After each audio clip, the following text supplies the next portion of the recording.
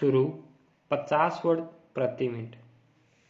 सभापति महोदय, आज मैं एक ऐसे विषय पर बोलने जा रहा हूं जो देश के समक्ष एक बहुत बड़ी समस्या बनी हुई है।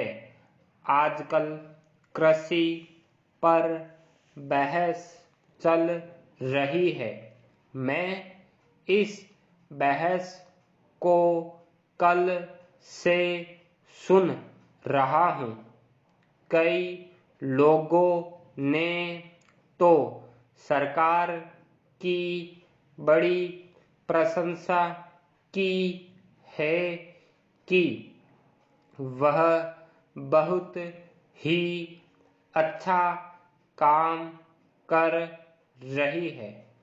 मैं मंत्री महोदय से एक सवाल करना चाहता हूँ। मार्च में मंत्री महोदय ने एक प्रश्न के उत्तर में कहा था कि 2 साल में हमारा देश आत्मनिर्भर हो जाएगा। मैं जानना चाहता हूँ कि ऐसा कहने के पीछे उनका क्या आधार है। कौन से उनके पास ऐसे सबूत हैं जिनके आधार पर उन्होंने इस प्रकार की घोषणा की है। मैं चाहता हूँ कि जब वे उत्तर दें तो इस बात की अवश्य चर्चा करें। पैरा सभापति महोदय, आप जानते हैं कि इस देश में 80% लोग खेती करते हैं और उसके बाद भी आज हमारे देश का सम्मान दूसरे देशों में बिल्कुल नहीं है। आज हम दूसरे देशों में भिखारियों के नाम से पुकारे जाते हैं। अपने देश में जहां 80% लोग खेती करते हैं, हम भोजन के मामले में भी आत्मनिर्भर नहीं हुए हैं। इसके कई कारण हैं।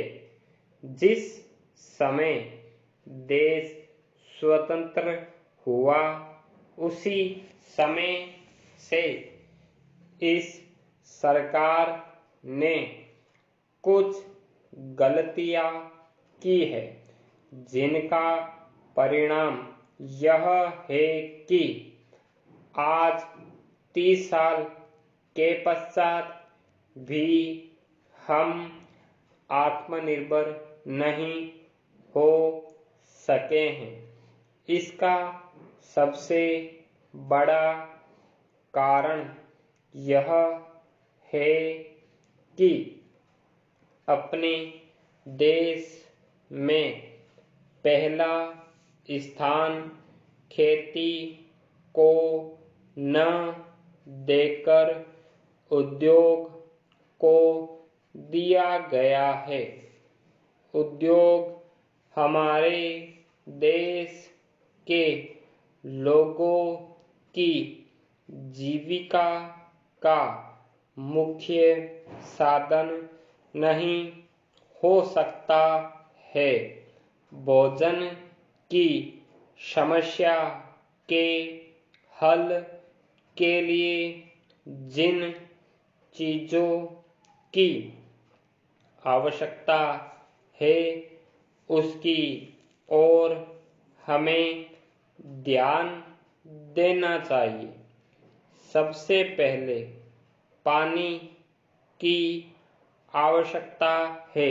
मैं समझता हूँ कि देश में सिंचाई पर अधिक जोर दिया जाना चाहिए और सिंचाई तथा खाद्य मंत्री एक होना चाहिए। यह मेरी मांग है। पानी के बाद खेती के लिए खाद भी आवश्यक है। खाद का स्थान दूसरा हो सकता है।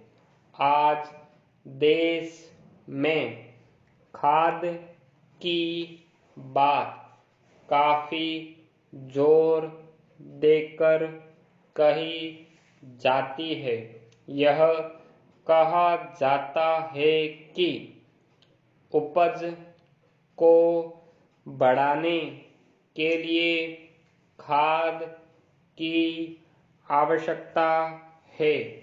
बिना खाद के उपज नहीं बढ़ सकती है।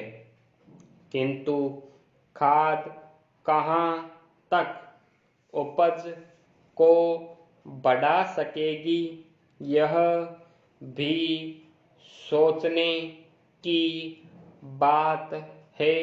स्टॉप।